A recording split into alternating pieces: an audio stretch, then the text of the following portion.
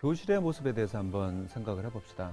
그래서 이것이 과연 오프라인 시대의 교실, 그 다음에 이 시대의 교실, 그 다음에 유비쿼터스와 스마트 교실, 이렇게 이제 그 세 개의 관점에서 우리가 한번 생각을 해봐야 되는데요.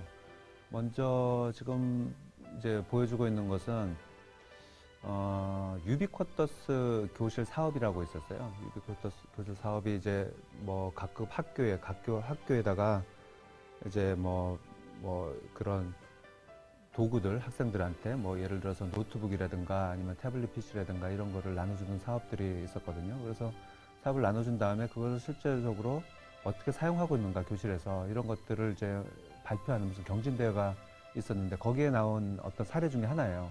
보게 되면은 학생들 오프라인 시대하고 옛날 전통적인 교실하고 똑같이 수업을 하면서 단지 수업 중에 뭘 한번 찾아보자. 그러면 아이들이 아이패드로 그 다음에 그 노트북으로 한번 찾아서 선생님 이거 뭐예요? 이렇게 하는 거예요. 보니까. 이게 근본적으로 아까 제가 계속 얘기 드리는 그 근본적인 차이점의 변화의 차이점에서 보면은 이것이 스마트인가요? 유비쿼터스인가요? 단지 도구만 가지고 있다고 그게 유비쿼터스다. 도구만 가지고 있다고 그게 스마트다. 이렇게 얘기할 수 있는 건 아니거든요. 제가 보기에는 저거는 그냥 이 시대예요. 그러니까 검색을 옛날에는 책 보고 찾았는데 노트북으로 찾았다. 그 외에는 변한 게 아무것도 없거든요. 그래서 이렇게 이런 새로운 연결과 새로운 가치 이런 걸 말씀 많이 드렸는데 이것을 실제 상황에서 구현하고 고안해내는 것은 굉장히 어려운 일이에요, 사실은요. 그래서 우리가 그런 뭐 정보 인프라가 E도 있고 U도 있고 S도 있지만은 이런 새로운 연결 이거를 이제 교육에다가 어떻게 적용을 할 건가가 다 같이 고민해야 되는 부분 중에 하나입니다.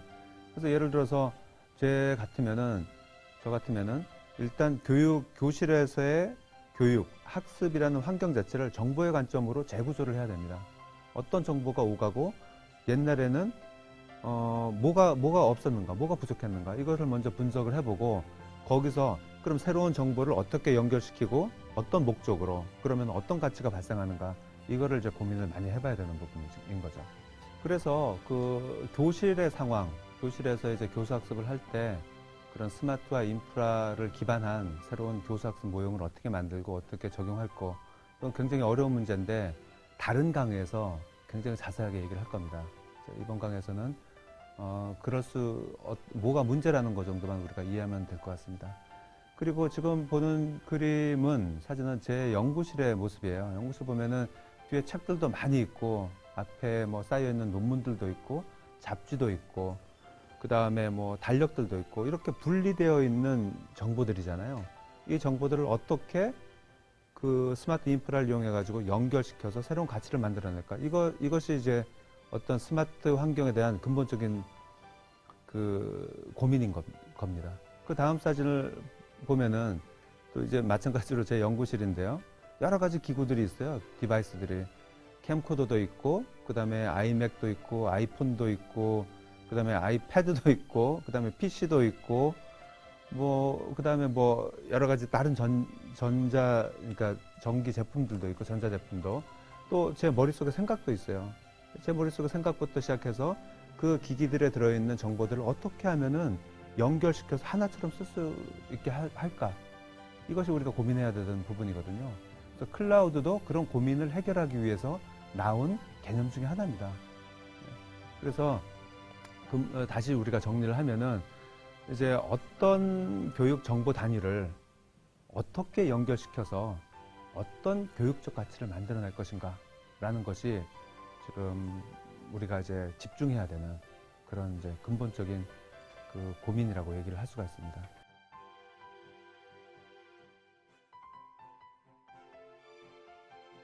또 다른 사례를 한번 간단하게 보도록 합시다. 그것은 이제 묵이라는 건데 온라인 교육을 우리가 오랫동안 얘기해 왔잖아요. 그것의 새로운 형태입니다. 이게 이제 2012년 정도에 이제 처음 나온 말이기 때문에 좀 생소할 수가 있어요. 근데 이것이 굉장히 큰 변화를 보여주는 거기 때문에 우리가 한번 간단하게 보도록 합시다. 그 묵이라고 얘기하면은 우리가 이제 온라인 코스웨어가 있었잖아요. 온라인 교육. 사이버 대학도 있었고 일러닝 연수 이런 것들이 거기에 해당하는데 그 다음 스텝으로 나온 것들이 이제 온라인 오픈 코스라는 거예요. 그러니까 OCW, 오픈 코스웨어, 칸 아카데미, 아이튠스 유니버시티 뭐 이런 것들이 거기에 해당하는 건데, 오픈이란 말이 들어가면서 무료라는 이제 어떤 개념이 들어가게 됩니다. 무료로 하는데 어떻게 돈을 벌까요? 그걸 설명하기 위해서는 디지털 경제라는 것을 우리가 또 얘기를 해야 될 수밖에 없는 상황이죠. 어쨌든 그거는 이제 조금 논외로 이제 얘기를 하고, 그러면은 그 온라인 그 오픈 코스에서 그 다음으로 2012년 정도에 새로 등장한 것이 더 발전돼서 그것이 묵이라는 거예요. 묵은 뭐의 약자냐면은 Massively Open Online Course라는 건데, 2011년에 정확하게 시작했지만 보통 좁은 의미로는 2012년에 시작을 한 거예요. 묵에 대해서는 조금 더 자세한 설명은 우리가 또 다른 강의가 또 이제 더 자세하게 얘기를 할 겁니다. 여기에 대해서는 간단하게 우리가 한번 보고 넘어가도록 합시다. 묵 서비스는 굉장히 많은데 그 중에 대표적인 것이 코세라, 그다음 유다시티, EDX 뭐 이런 것들이 있습니다. 그래서 코세라하고 유다시티는 스탠포드 대학에 있는 교수 몇 분이 이제 만든 뭐 일종의 벤처 기업이죠. 그렇게 돼 있고, EDX는 하버드 대학하고 MIT가 처음에 둘이 이제 합쳐서 시작을 해서 이제 많은 학교들에 이제 번져나가고 있는 건데, 요 세 개의 특징을 보면은 교육 자료를 온라인에다 올려놓는 게 아니고 실제 수업을 동시에 진행하는 거예요. 실제 온라인에서. 그럼 학생들이 등록을 하고 이제 수업을 하는 거죠. 그래서 뭐 지금 사진에 보이는 저분들은 저기 유다시티를 처음 시작한 2011년에 스탠포드 대학의 교수님 두 분이신데, 인공지능을 수업을 하고 있었어요. 인공지능을 수업을 하다가 온라인으로 이제 이 내 강의를 오픈하겠다 이렇게 했더니 16만 명이 등록을 했습니다. 16만 명이.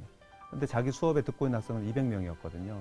생각을 해보니까 200명을 수업을 해서 16만 명을 하려면은 800년이 걸리더라는 거예요. 800년이.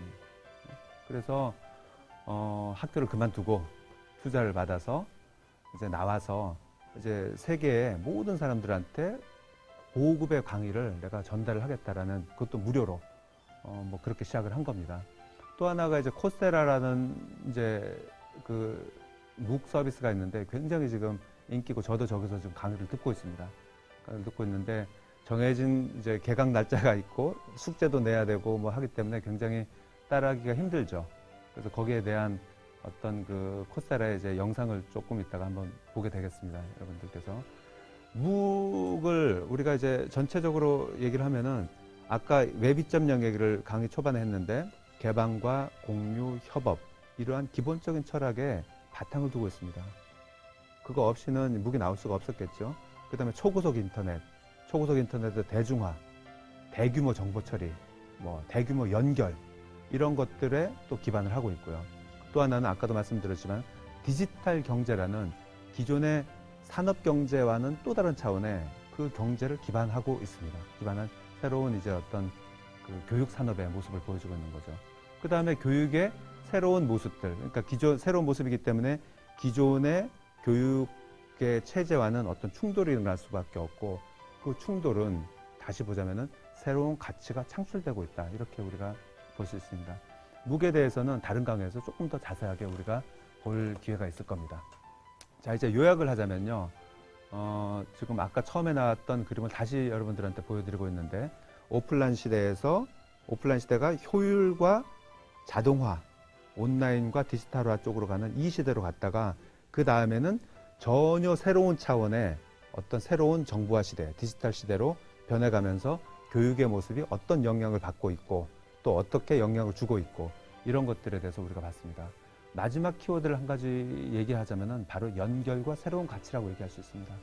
그 정보들과 사람들과 생각들이 서로 연결되면서 새로운 가치를 만들어내게 하자. 이것이 지금 진화의 어떤 커다란 방향으로 자리 잡아가고 있다라고 얘기를 할 수가 있습니다.